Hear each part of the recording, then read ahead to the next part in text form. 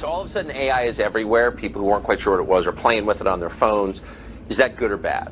Yeah, so I've been thinking about AI for a long time, since I was in college, really. It was one of the things that, the sort of 4 or 5 things I thought would really affect the future dramatically. It is fundamentally profound in that the smartest creatures, as far as we know, on this earth are humans, is our defining characteristic. Yes. We're obviously weaker than, say, chimpanzees, and less agile, but we are smarter. So now what happens when something vastly smarter than the smartest person comes along in silicon form? It's very difficult to predict what will happen in that circumstance. It's called the singularity. It's a singularity like a black hole, because you don't know what happens after that. It's hard to predict. So I think we should be cautious with AI, and I think there should be some government oversight, because it affects it's a danger to the public. And so when you have things that are a danger to the public, like, let's say, so food and drugs. That's why we have the Food and Drug Administration, right, and the Federal Aviation Administration, the FCC. We have these agencies to oversee things that affect the public, where there could be public harm, and you don't want companies cutting corners on safety, and then having people suffer as a result. So that's why I've actually for a long time been a strong advocate of AI regulation. So that I think regulation is, it's not fun to be regulated. It's somewhat arduous to be regulated. I have a lot of experience with regulated industries, because obviously automotive is highly regulated. You could fill this room with all the regulations that are required for a production car just in the United States, and then there's a whole different set of regulations in Europe and China and the rest of the world. So very familiar with being overseen by a lot of regulators. And the same thing is true with rockets. You can't just willy-nilly shoot rockets off, not big ones anyway, because the FAA oversees that. And then even to get a launch license, there are probably half a dozen or more federal agencies that need to approve it, plus state agencies. So I've been through so many regulatory situations, it's insane. And sometimes people think I'm some sort of like regulatory maverick that sort of defies regulators on a regular basis, but this is actually not the case. Once in a blue moon, rarely I will disagree with regulators, but the vast majority of the time, my companies agree with the regulations and comply. Anyway, so I think we should take this seriously, and we should have a regulatory agency. I think it needs to start with a group that initially seeks insight into AI, then solicits opinion from industry, and then has proposed rulemaking, and then those rules, will probably, hopefully, grudgingly be accepted by the major players in AI, and I think we'll have a better chance of advanced AI being beneficial to humanity in that circumstance. But all regulations start with a perceived danger. Planes fall out of the sky, or food causes botulism. Yes. I don't think the average person playing with AI on his iPhone perceives any danger. Can you just roughly explain what you think the dangers might be? Yeah, so the danger, really, AI is perhaps more dangerous than, say, mismanaged aircraft design or production maintenance or bad car production, in the sense that it has the potential, however small one may regard that probability, but it is non-trivial. It has the potential of civilizational destruction. There's movies like Terminator, but it wouldn't quite happen like Terminator, because the intelligence would be in the data centers. Right. The robot's just the end effector. But I think perhaps what you may be alluding to here is that regulations are really only put into effect after something terrible has happened. That's correct. if that's the case for AI, and we only put in regulations after something terrible has happened, it may be too late to actually put the regulations in place. The AI may be in control at that point. You think that's real? It is conceivable that AI could take control and reach a point where you couldn't turn it off, and it would be making the decisions for people. Yeah, absolutely. Absolutely. No, that's definitely where things are headed, for sure.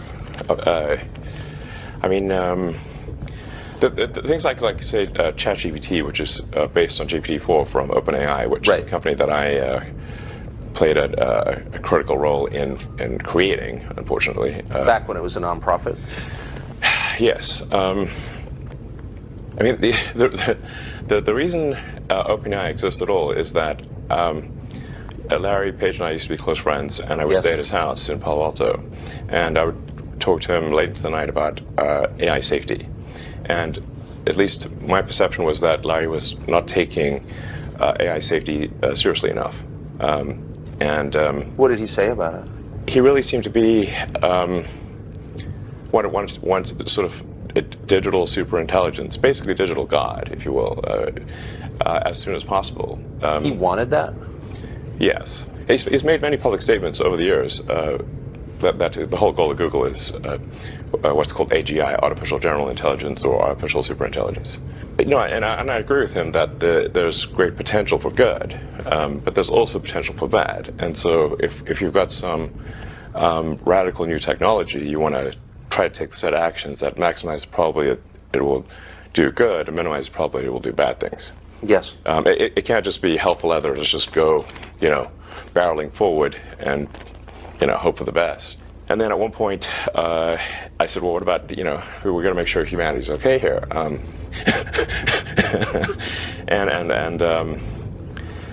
then he called me a speciesist. Did he use that term? Yes. And there were witnesses. I wasn't the only one there when he called me a speciesist. And so I was like, okay, that's it. Yes, I'm a speciesist. Okay, you got me. What are you? Yeah, I'm fully a speciesist. Busted. So that was the last straw. At the time, Google had acquired DeepMind, and so Google and DeepMind together had about 3/4 of all the AI talent in the world. They obviously had a tremendous amount of money and more computers than anyone else. So I'm like, okay, we have a unipolar world here, where there's just one company that has close to a monopoly on AI talent and computers, like scaled computing. And the person who's in charge doesn't seem to care about safety. This is not good. So then I thought, what's the furthest thing from Google would be like a nonprofit that is fully open, because Google was closed for profit. So that's why the open in OpenAI refers to open source, transparency, so people know what's going on. Yes. And that we don't want to have like while I'm normally in favor of for-profit, we don't want this to be sort of a profit-maximizing demon from hell. That's right. That just never stops. Right. So that's how OpenAI would. So you want speciesist incentives here, incentives that. Yes, I think we want pro-human. Yeah. Let's make the future good for the humans. Yes. Yes, because we're humans. So can you just put it? I keep pressing you, but just for people who haven't thought this through and aren't familiar with it, and the cool parts of artificial intelligence are so obvious. Write your college paper for you, write a limerick about yourself. Yeah. Like, there's a lot there that's fun and useful. But can you be more precise about what's potentially dangerous and scary? Like, what could it do? What specifically are you worried about? Going with old sayings, the pen is mightier than the sword.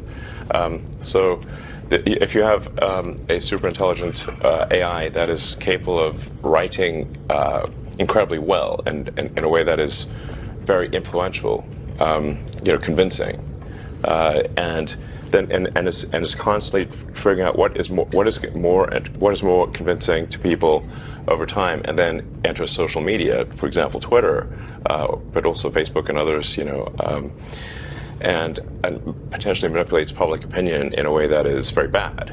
How would we even know? How do we even know? So, to sum up, in the words of Elon Musk, for all human history, human beings have been the smartest beings on the planet. Now, human beings have created something that is far smarter than they are. And the consequences of that are impossible to predict. And the people who created it don't care. In fact, as he put it, Google founder Larry Page, a former friend of his, is looking to build a, quote, digital god, and believes that anybody who's worried about that is a speciesist. In other words, is looking out for human beings first. Elon Musk responded, as a human being, it's okay to look out for human beings first. And then at the end, he said the real problem with AI is not simply that it will jump the boundaries and become autonomous and you can't turn it off. In the short term, the problem with AI is that it might control your brain through words. And this is the application that we need to worry about now, particularly going into the next presidential election. The Democratic Party, as usual, was ahead of the curve on this. They've been thinking about how to harness AI for political power. More on that next.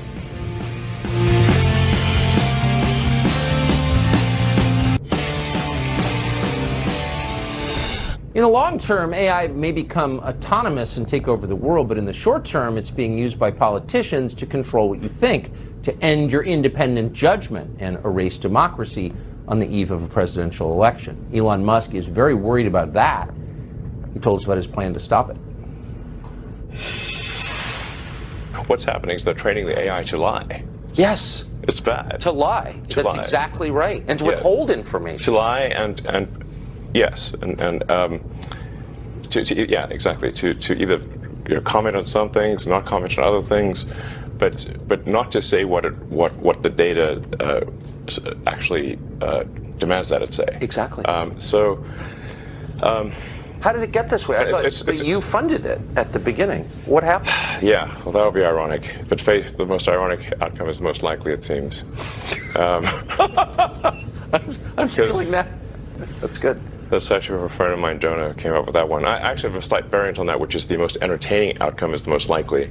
But that's entertaining as viewed from a third-party viewer. Right. Like, so if we're like an alien from TV on show. High. Yes. Yeah. Like you could go see a movie about World War I and they're being blown to bits and they're gassed and everything in the trenches, and it's like you're eating popcorn and having a soda, it's fine. Not so great for the people in the movie. True. This sort of Occam's razor, the simplest explanation is most likely. Jonah's variant, which is irony, and then my variant, which is the most entertaining as seen by a third-party audience, which seems to be mostly true.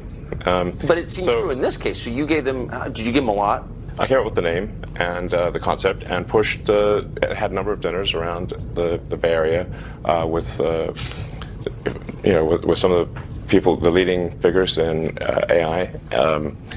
And I helped recruit the initial team. In fact, the Ilya Sutskever, who was really quite fundamental to the success of OpenAI, I put a tremendous amount of effort into recruiting Ilya, and he changed his mind a few times and ultimately decided to go with OpenAI. But if he had not gone with OpenAI would not have succeeded. I really put a lot of effort into creating this organization to serve as a counterweight to Google. And then I kind of took my eye off the ball, I guess, and they are now closed source, and they are obviously for profit, and they're closely allied with Microsoft.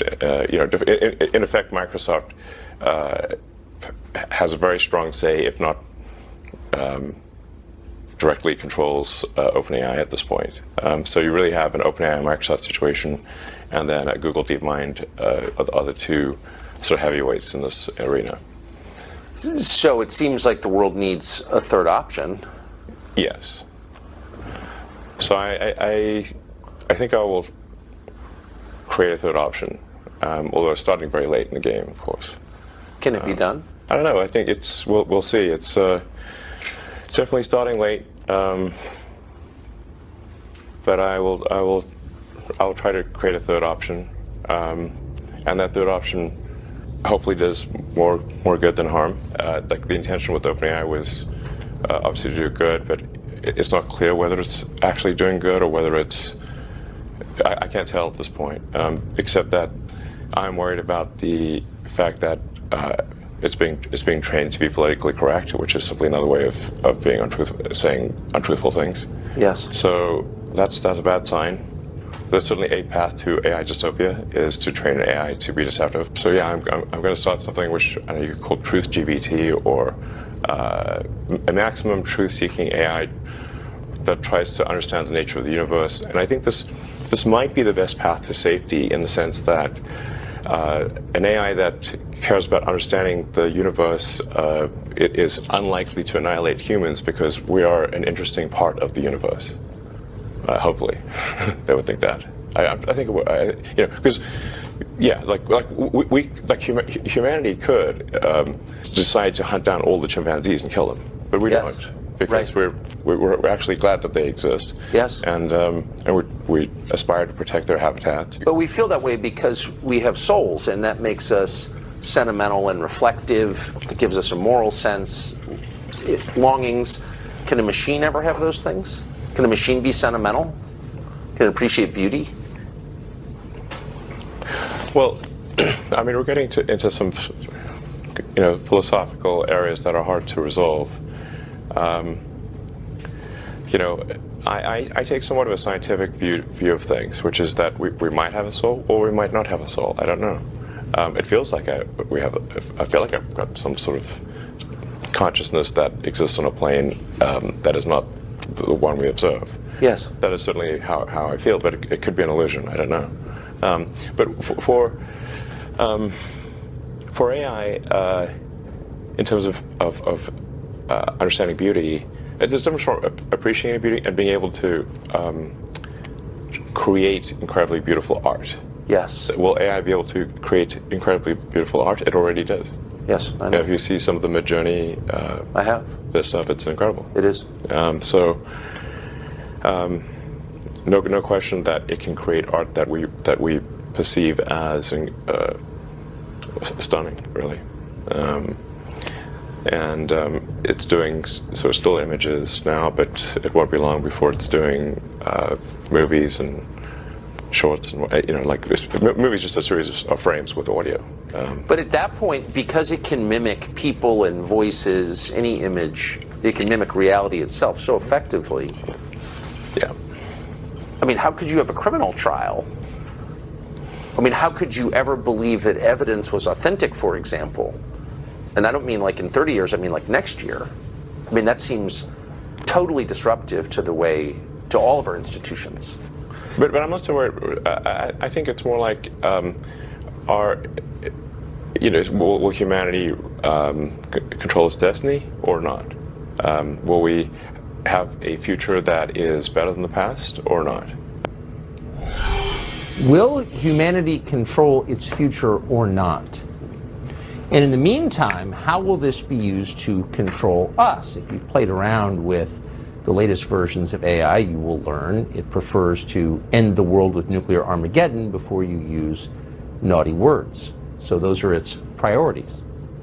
Elon Musk is a strong believer in free speech, so strong that he purchased Twitter, a company he didn't need and hasn't profited from, as a way to restore free speech to the internet, to bring us back, say, 6 years to the free country we lived in then. And once he bought Twitter, he discovered it wasn't really a social media application. It was really a tool for global intelligence agencies.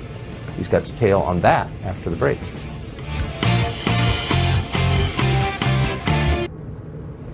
Elon Musk bought Twitter because he used Twitter. It's as simple as that, and he was infuriated by Twitter's effort to silence people on the internet. That's how strongly he believed in free speech. He paid $44 billion and immediately lost tens of billions of dollars doing it. And when he took over and looked behind the curtain, he discovered Twitter was really a tool of the global intel agencies to spy on people and emit propaganda. Here it is. You bought Twitter famously. You've got a lot of other businesses and a lot going on. Yes. You said you bought it because you believe in speech, free speech. You've had a lot of hassle since you bought it. In retrospect, was it worth buying it? I mean, it remains to be seen as to whether this was financially smart. Currently, it is not. We just revalued the company at less than half of the acquisition price. Did you really? Yes. No, my timing was terrible for when the offer was made, because it was right before advertising plummeted, and you got the high water mark, I noticed. Yeah. So I must be a real genius here. My timing is amazing. Since if I had bought it for at least twice as much as it should have been bought for. But some things are priceless, and so whether I lose money or not, that is a secondary issue compared to ensuring the strength of democracy, and free speech is the bedrock of a functioning democracy. Yes. And the speech needs to be as transparent and truthful as possible. So we've got a huge push on Twitter to be as truthful as possible. We've got this community notes feature, which is great. It is great. It is awesome. Yeah. And it's like... I saw it this morning. Yeah. It was far more honest than the New York Times. It's great. Yeah. We put a lot of effort to ensuring that community notes does not get gamed or have biases. It is simply cares about what is the most accurate thing. And sometimes truth can be a little bit elusive, but you can still aspire to get closer to it. Yes. And so, and I think the effect of community notes is more powerful than people may realize, because once people know that they could get noted, community noted on Twitter, then they'll think more carefully about what they say. They are likely. It's an encouragement to be more truthful and less deceptive. When you jumped into this, though, when you bought it, did you understand? Well, clearly you understood its importance. You wouldn't have bought it. Twitter, yes. Right, but it's not the biggest, but it's the most important of the social media companies. But did you understand the kind of ferocity you'd be facing, the attacks you'd be facing from power centers in the country? I thought there'd probably be some negative reactions, yes. So I'm sure everyone would not be pleased with it. But at the end of the day, if the public is happy with it, that's what matters. And the public will speak with their actions. If they find Twitter to be useful, they will use it more. And if they find it to be not useful, they will use it less. If they find it to be the best source of truth, I think they will use it more. Now there's obviously a lot of organizations that are used to having sort of unfettered influence on Twitter that no longer have that. Well, you stripped the New York Times of their badge this morning, and then you called them diarrhea. You called them. You did. I'm just quoting you. You described their Twitter feed as diarrhea. I said it was the Twitter equivalent of diarrhea. Okay, it's not literally diarrhea, but no, it's it's a metaphor, but an accurate one. So, if you look at NY Times Twitter feed, it's unreadable. It's like because what they do is they tweet every single article, even the ones that are boring, even ones that don't make it into the paper.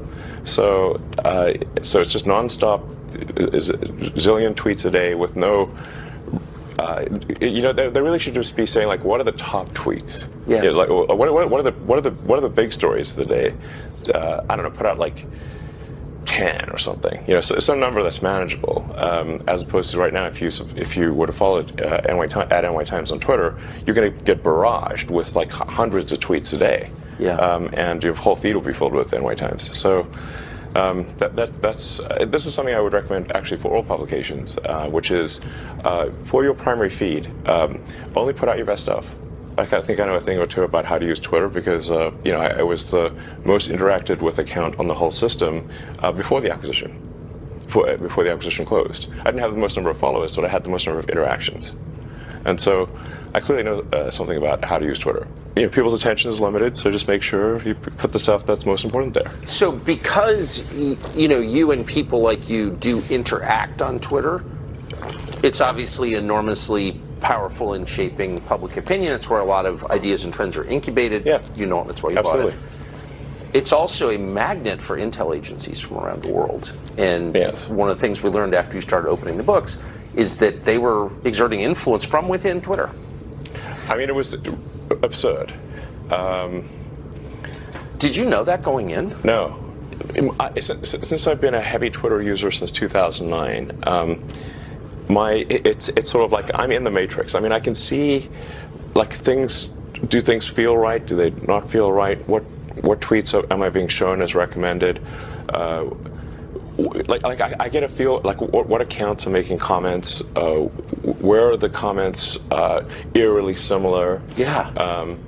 And then you look at the account, and it's just obviously a fake photo, and it's just obviously a bot cluster Yes. over and over again. So I started to get just more and more uneasy about the Twitter situation. I was starting to feel like something's wrong in the state of Denmark here.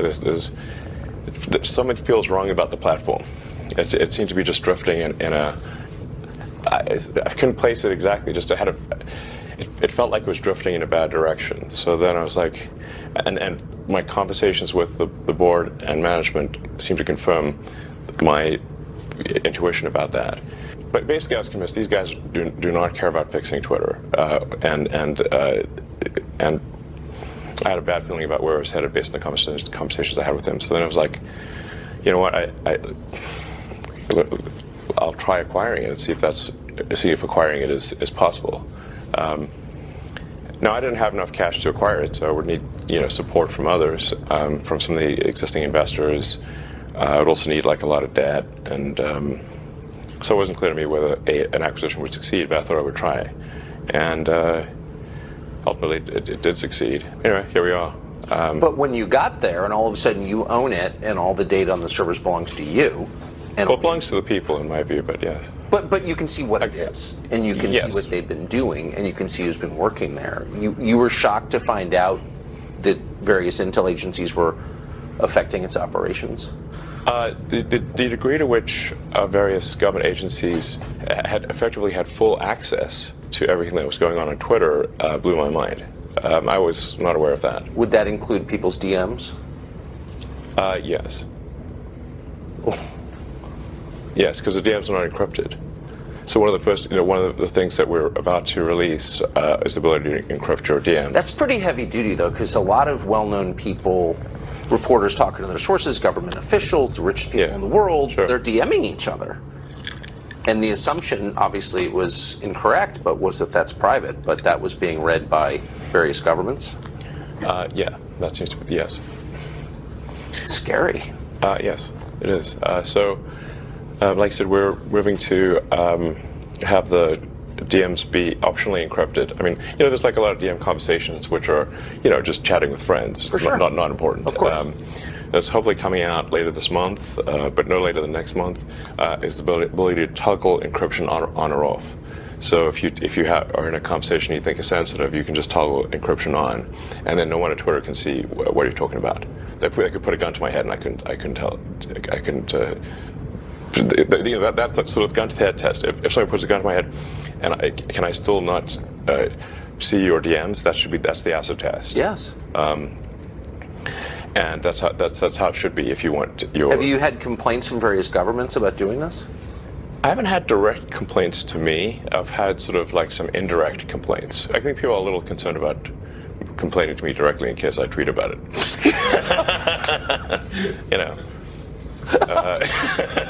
They're like, uh-oh. So they're sort of trying to be more roundabout than that. I mean, if I got something that was unconstitutional from the U.S. government, I would say my reply would be to send them a copy of the First Amendment and just say what part of this are we getting wrong? You have a lot of government contracts. What part of this are we getting wrong? Please tell me. I mean, it's I'm just saying, but you're kind of exposed in your other businesses. So this is just in case our viewers aren't following this. This is not. You're not just like a journalist taking a stand on behalf of the First Amendment. You're a guy with big government contracts, giving the finger to the government. Do you think Twitter will be as central to this presidential campaign as it was in the last several? I think it will play a significant role in elections, not just domestically, but internationally.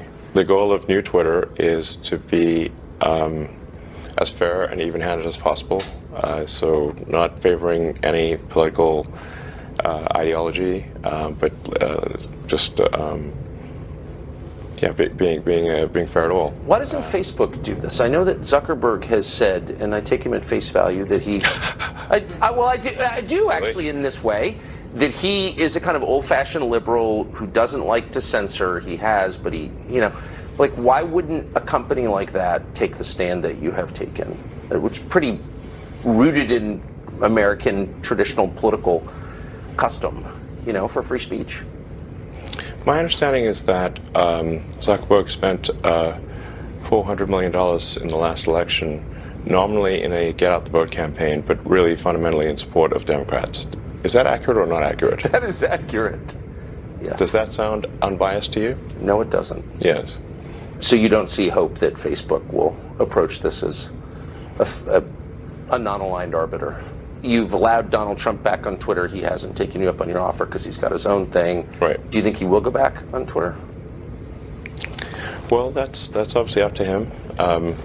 My job is to, I take the freedom of speech very seriously. So it's.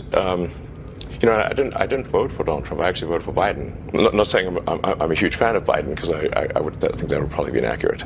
But we have difficult choices to make in these presidential elections. It's not. I would prefer, frankly, that we put someone, just a normal person, as president, a normal person with common sense, and whose values are smack in the middle of the country. Center of the normal distribution, and I think that would be great. I think we have made maybe being president not that much fun, to be totally frank. The public doesn't trust big news organizations anymore because they're so obviously filthy and dishonest. They don't trust social media companies because, as you just heard, Facebook is working for the Democratic Party. We asked Elon Musk how he's going to make Twitter a place that people can trust, and how he's going to do that after firing 80% of his staff. That's next.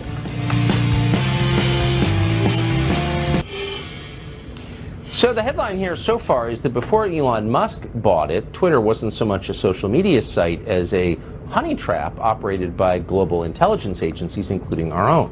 One of the very first things Elon Musk did was fire all the spies who worked at Twitter.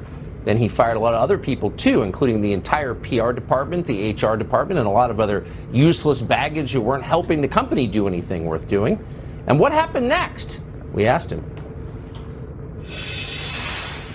It meant a shrinking pie, obviously, for most of the traditional media companies, and made them more desperate to get clicks, to get attention.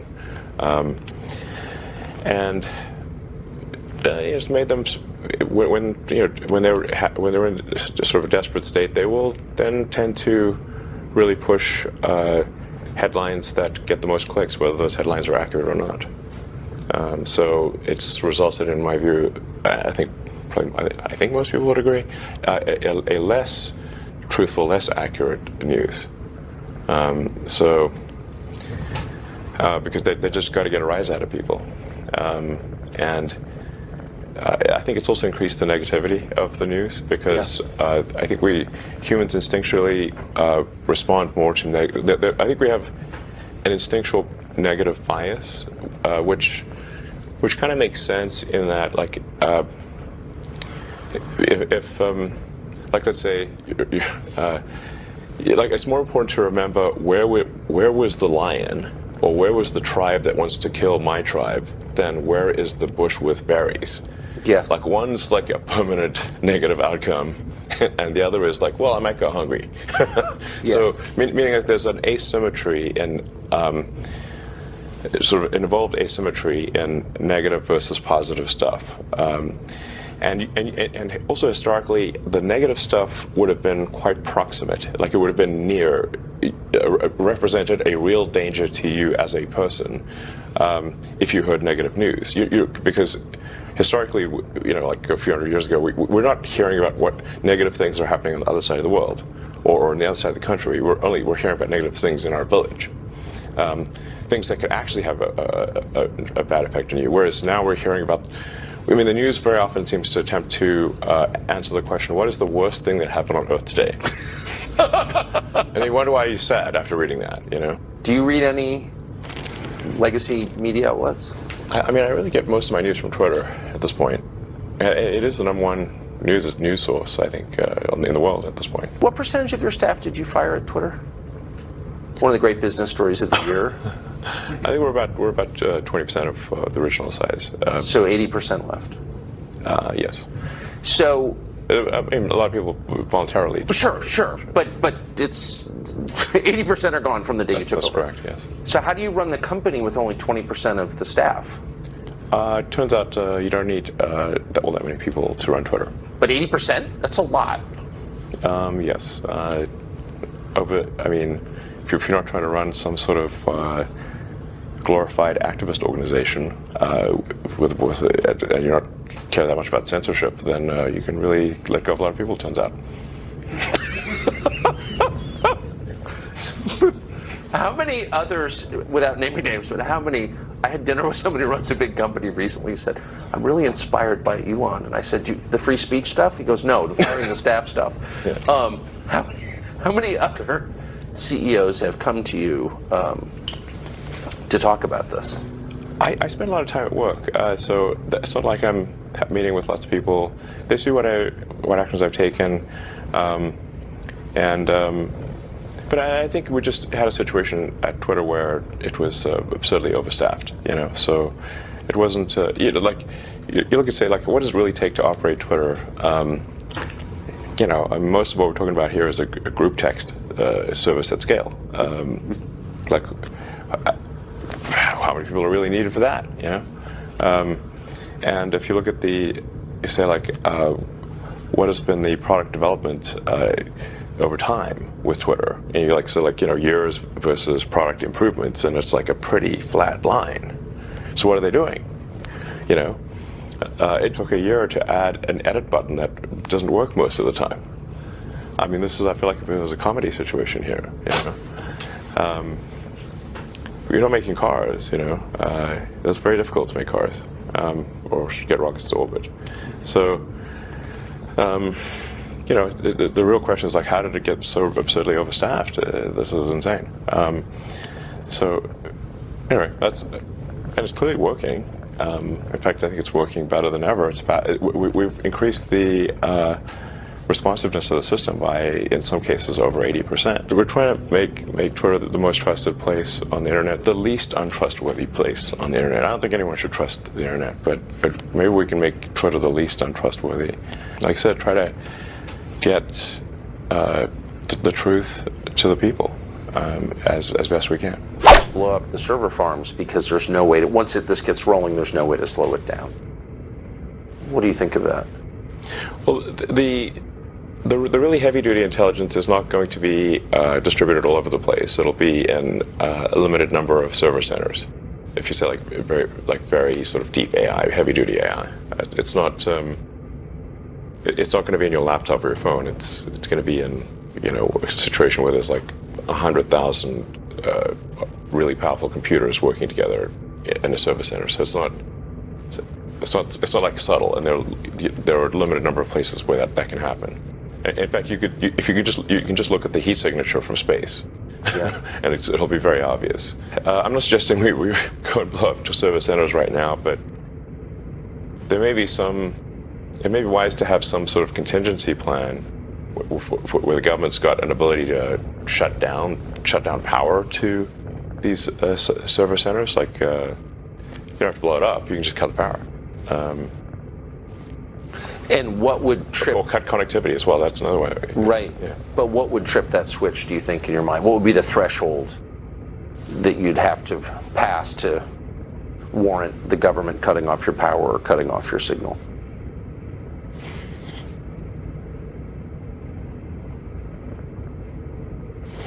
Well, I guess if we lost control of some super AI, for some reason, the things that would normally work to do a passive shutdown, like the administrator passwords, if they somehow stop working, where we can't slow down or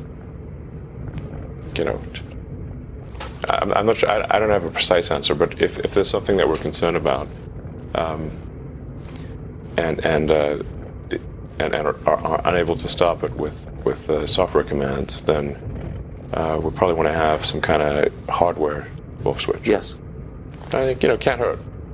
Have you talked to, since you know Larry have one, Page, yeah. and you obviously you know the OpenAI guys because you started it. Definitely have one.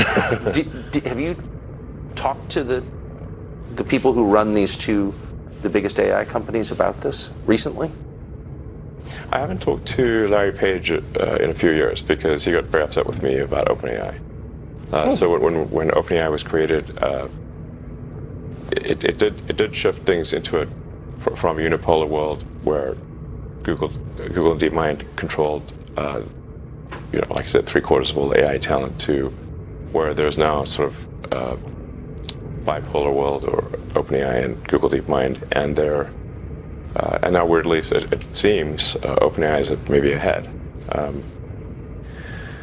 So I have had conversations with the OpenAI team, Sam Altman. I haven't talked to Larry Page because he doesn't want to talk to me anymore for a few years. Can I ask you just about, since you've been around a lot of this, the thinking? So why would anyone not be a speciesist, be human-centered in his thinking about technology? Like, what's the thinking there? I think what he's trying to say is that, if I were to guess, that all consciousness should be treated equally, and whether that is digital or biological. And you disagree? I disagree. Yeah. Especially if the digital consciousness, or whatever you want to call it, digital intelligence, decides to curtail the biological intelligence. Right. So you're just building your own slave master, and why would you do that? Doesn't sound great. Yeah, I mean, we should at least, no need to rush, Like, what's the hurry? Where's the fire?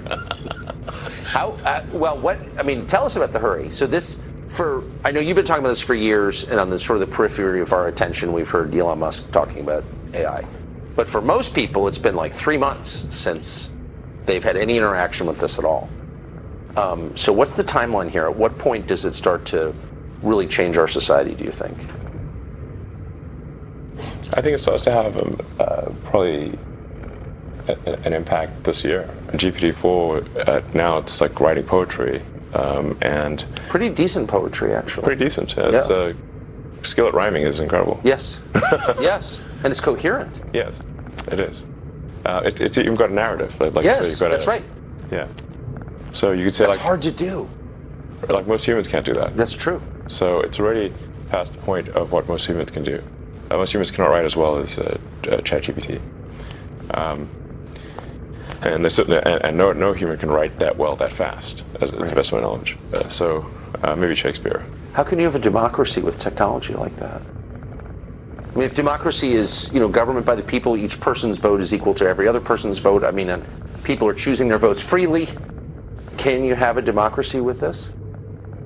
Well, that's why I raised the concern of AI being a significant influence in elections. And even if you say that AI doesn't have agency, well, it's very likely that people will use the AI as a tool in elections.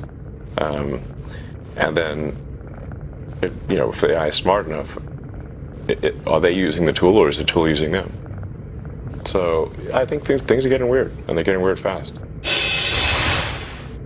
So you've seen a couple regional bank collapses.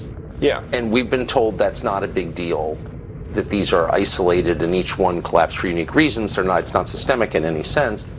What's your sense of the stability of the American banking system? Well, it's actually at this point a global banking system problem. It is. So the we have a situation here where it's not that the canary in the coal mine has died, but the miners are starting to die too. So, Silicon Valley Bank collapsing overnight is one hell of a big canary. It's more like a turkey. I mean, it's not like some small fry thing. I think that there is a serious danger with the global banking system. There's a strong argument that if you were to actually mark to market the portfolios of the banks, the loans and whatnot, that the entire banking industry would have negative equity. It feels that way. Yes. So if you look at, say, commercial real estate like offices and whatnot, the whole work from home thing has substantially reduced office usage in cities around the world. I think San Francisco's at 40% off. And San Francisco is like an extreme example, but I think it's on 40% vacancy. Even New York has. I think almost all cities at this point have record vacancies in commercial real estate. So now, commercial real estate used to be something that was a grade A asset. That if a bank had commercial real estate holdings, those would be considered the highest security, some of the safest, assets you could have. Now that is not the case anymore. One company after another is canceling their leases or not renewing their leases, or if they go bankrupt, there's nothing for the bank who owns that real estate to go after, because they're previously strong company, now dead. What do you go after at that point? So we really haven't seen the commercial real estate shoe drop. That's more like an anvil, not a shoe. So the stuff we've seen thus far actually hasn't even. It's only slightly real estate portfolio degradation, but that will become a very serious thing later this year, in my view. I think if we see, which we're likely to see, a drop in house prices because the interest rates are too high, and for most people when buying a house, they look at the monthly payment. Of course. If you're a 30-year mortgage, the vast majority of it is interest. So if the Fed rate is high, you have a high base interest rate. Effectively, the price you can pay for the house drops because you now have to pay more interest, which means that if you've got a fixed monthly payment, you can now afford to buy a house for less money. It effectively drops the prices of houses. Yes. This is the kind of thing that tends to accelerate, so that then you can get negative equity in the home market as well. And so if banks end up having loan losses in both their commercial and, well, they're definitely going to have loan losses in their commercial portfolio, but also in their mortgage portfolio, this is a dire situation. There is a solution to mitigate the magnitude of the damage here, which is for the Fed to lower the rate. But they raised the rate again. Now, if I recall correctly, which important caveat, I think the last time the Fed raised rates going into a recession was 1929. What happened next? Yeah, the Great Depression. The concern, I'm not telling you nothing you don't know, but the concern is if the Fed drops rates again, then inflation will accelerate, and you can't do that in an election. So inflation is going to happen no matter what. Huh. If you increase the money supply, you get inflation. Right. So there's not some magical cure for getting rid of inflation, except to increase the productivity, the output of goods and services. So if you say like what is money? You've got these sort of it's basically numbers in a database that sum up to some total. Then you've got the output of goods and services of the economy, and as long as the ratio of money to ratio of goods and services stays, if that stays constant, you have no inflation. If you add more money, if you add money to the system faster than you increase goods and services, right, then you have inflation. So all of these COVID sort of stimulus bills were not paid for. They just generated more currency, more money was created because the federal government, the checks always pass, unless you hit a debt limit, which there's probably going to be some debt limit crisis later this year. But provided you haven't hit the debt limit, the the federal government, unlike state governments or city governments or individuals, can simply issue more money. And that's what they did. I mean, as the old saying goes, that there's no free lunch.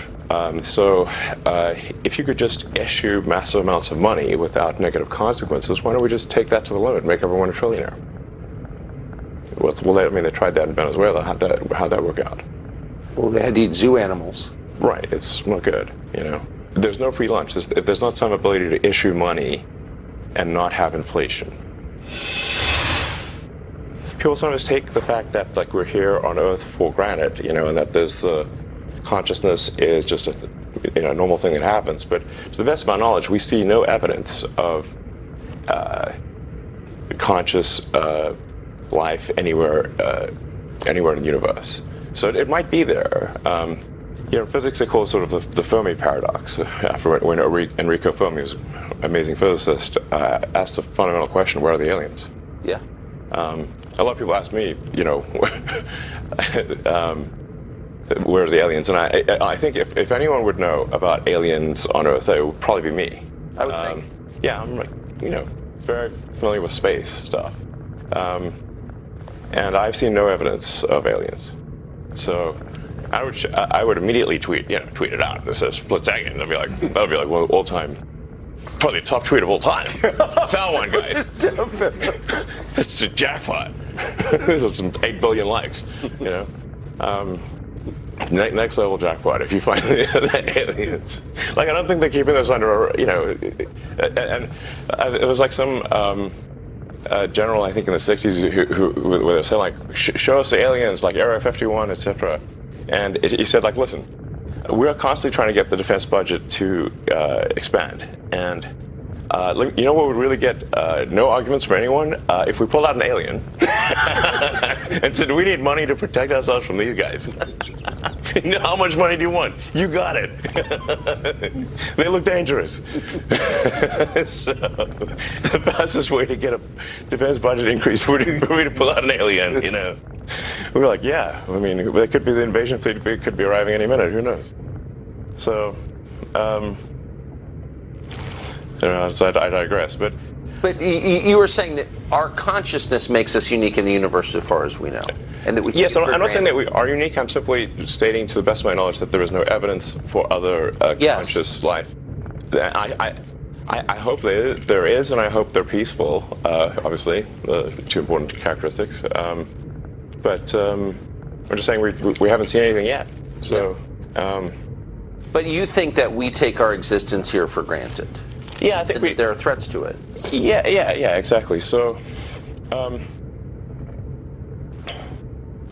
I just think we should not assume that civilization is robust. And if you look at the history of civilizations, the rise and fall of the ancient Egyptians, the ancient Sumerians, Rome, there's throughout the world there've been the rise and fall of many civilizations. So there's an arc. There's sort of a life cycle arc to civilizations, just as there is to individual humans. Yes. And I think we just want to make sure that we have civilization go onward and upward. And that's, for example, why I'm concerned about decreasing birth rates and the fact that, for example, Japan had twice as many deaths last year as births.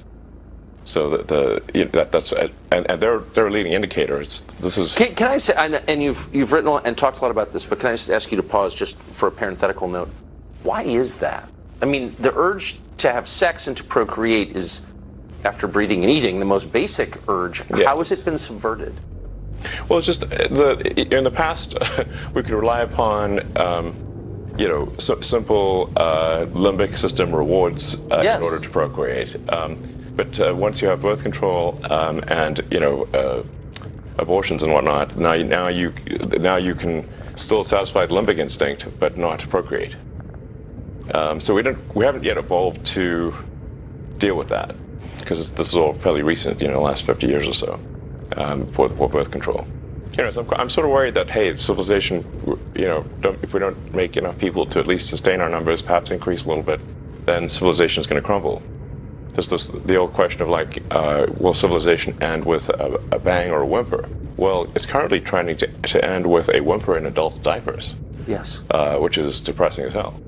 The most depressing. I mean, seriously, yeah. War is less depressing. Yeah, I'd rather go out with a bang. Yeah, and that, with your shoes on. Yeah. Not with your More diaper exciting. on. Yeah. So when I was young, I didn't really know what I was going to do when I got older. People kept asking me, but then eventually I thought that the idea of inventing things would be really cool. And the reason I thought that was because I read a quote from Arthur C. Clarke, which said that a sufficiently advanced technology is indistinguishable from magic, and that's really true. If you go back, say 300 years, the things that we take for granted today would be you'd be burned at the stake for. Being able to fly, that's crazy. Being able to see over long distances, being able to communicate, having effectively with the internet a group mind of sorts, and having access to all the world's information instantly from almost anywhere on the earth. This is stuff that really would be magic, or would be considered magic in times past. In fact, I think it actually goes beyond that, because there are many things that we take for granted today that weren't even imagined in times past. They weren't even in the realm of magic. So it actually goes beyond that. So I thought, well, if I can do some of those things, basically if I can advance technology, then that's like magic, and that would be really cool. And I also had sort of a slight existential crisis, because I was trying to figure out what does it all mean? Like, what's the purpose of things? And I came to the conclusion that if we can advance the knowledge of the world, if we can do things that expand the scope and scale of consciousness, then we're better able to ask the right questions and become more enlightened, and that's really the only way forward. So I studied physics and business, because I figured in order to do a lot of these things, you need to know how the universe works, and you need to know how the economy works. And you also need to be able to bring a lot of people together to work with you to create something, because it's very difficult to do something as an individual if it's a significant technology. So I originally came out to California to try to figure out how to improve the energy density of electric vehicles, basically to try to figure out if there was an advanced capacitor that could serve as an alternative to batteries. And that was in '95, and that's also when the internet started to happen. And I thought, well, I can either pursue this technology where success may not be one of the possible outcomes, which is always tricky, or participate in the internet and be part of it. So I decided to drop out. Now, obviously, fortunately, we're past graduation, so I can't be accused of recommending that to you. So did some internet stuff. Did a few things here and there. One of which was PayPal. And I think maybe it's helpful to say one of the things that was important then in the creation of PayPal was kind of how it started, because initially the initial thought was with PayPal was to create an agglomeration of financial services, so to have one place where all of your financial services needs would be seamlessly integrated and work smoothly. And then we had like a little feature which was to do email payments. And whenever we'd show the system off to someone, we'd show the hard part, which was the agglomeration of financial services, which was quite difficult to put together. Nobody was interested. Then we'd show people email payments, which was actually quite easy, and everybody was interested. So this is, I think it's important to take feedback from your environment. You want to be as closed loop as possible. So we focused on email payments and really try to make that work, and that's what really got things to take off. But if we hadn't responded to what people said, then we probably would not have been successful. So it's important to look for things like that and focus on them when you see them, and you correct your prior assumptions.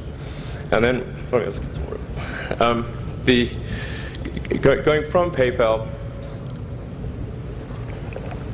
I thought, well, what are some of the other problems that are likely to most affect the future of humanity?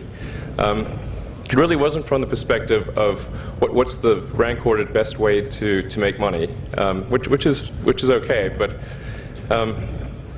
it was really what I think is going to most affect the future of humanity. So I think the biggest terrestrial problem we've got is sustainable energy, but the production and consumption of energy in a sustainable manner. If we don't solve that this century, we're in deep trouble.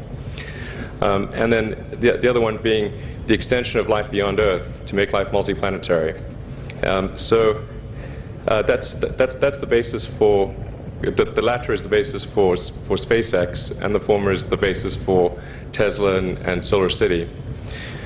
And when I started SpaceX, initially I thought that, well, there's no way one could possibly start a rocket company. I wasn't that crazy. But then I thought, well, what is a way to increase NASA's budget? That was actually my initial goal.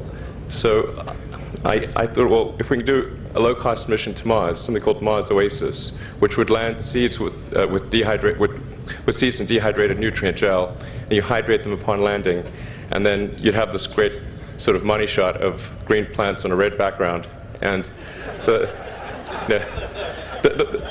public tends to respond to precedents and superlatives, and this would be the first life on Mars, the furthest that life's ever traveled, as far as we know. And I thought, well, that would get people really excited, and therefore increase NASA's budget. So obviously, the financial outcome from such a mission would probably be zero. So anything better than that was on the upside.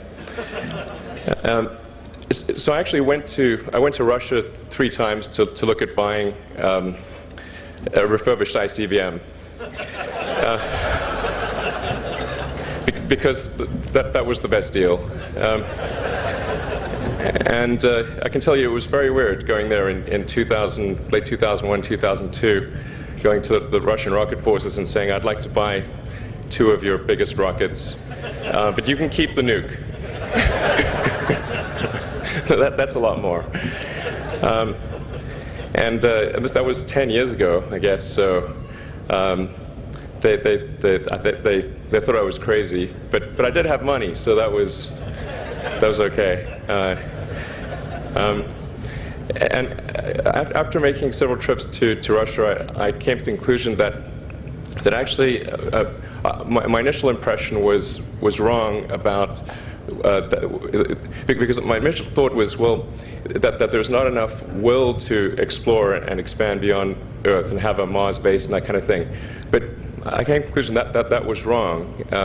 In fact, there's plenty of will, particularly in the United States, because the United States is a nation of explorers, of people who came here from other parts of the world.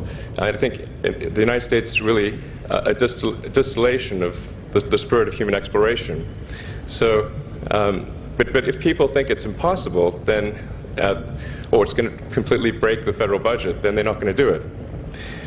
So after my 3rd trip, I said, okay, well, what we really need to do here is try to solve the space transport problem, and started SpaceX. This was against the advice of pretty much everyone I talked to. One friend made me sit down and watch a bunch of videos of rockets blowing up. Let me tell you, he wasn't far wrong.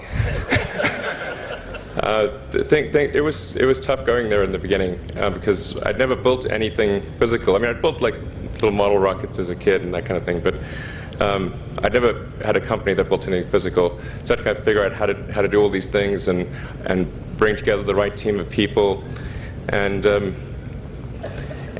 so we did all that and then failed 3 times. it was tough going. Because the thing about a rocket is that the passing grade is 100%. You don't get to actually test the rocket in the real environment that it's going to be in.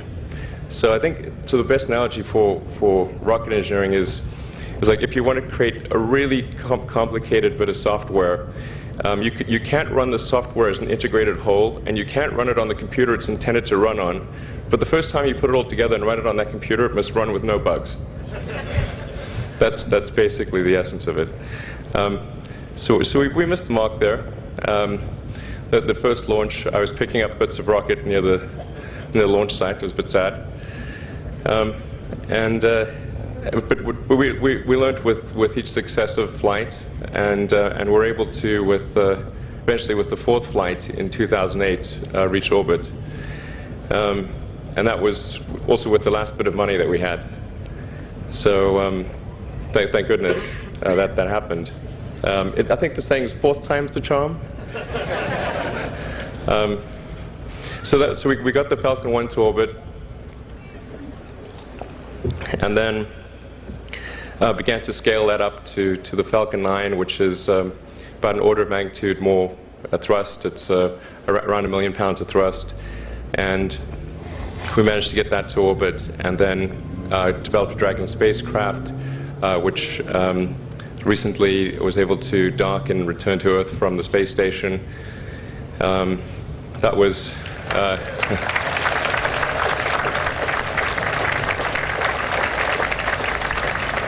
thanks. That was a white-knuckled event. Yeah, it's a huge relief. Still can't quite believe it actually happened. But there's a lot more that must happen beyond this in order for humanity to become a spacefaring civilization, ultimately a multi-planet species. And that's something I think it's vitally important, and I hope that some of you will participate in that, either at SpaceX or at other companies, because it's just really one of the most important things for the preservation and extension of consciousness. I mean, it's worth noting, as I'm sure people are aware, the Earth has been around for 4 billion years, and civilization, at least in terms of having writing, has been around for 10,000 years, and that's being generous.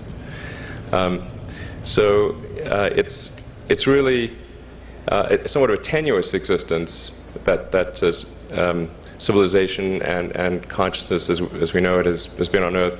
And I think I'm actually fairly optimistic about the future of Earth. So I don't want to sort of people to have the wrong impression that I think we're all about to die. I think things will most likely be okay for a long time on Earth, but not for sure, but most likely.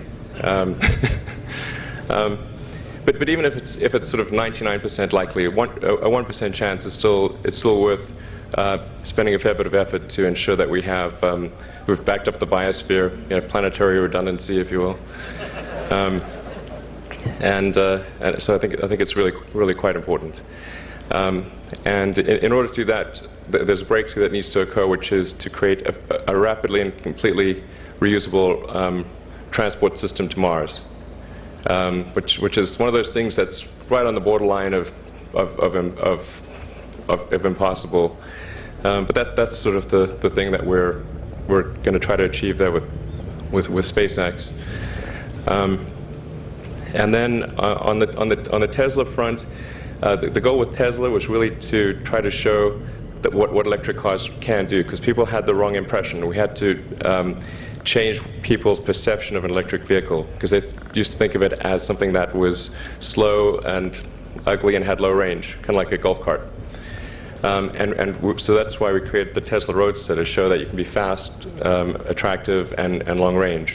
And it's amazing how, even though you can show that something works on paper, and the calculations are very clear, until you actually have the physical object and they can drive it, it doesn't really sink in for people. And so that I think is something worth noting. If you're going to create a company, the first thing you should try to do is create a working prototype. Everything looks great on PowerPoint. You can make anything work on PowerPoint.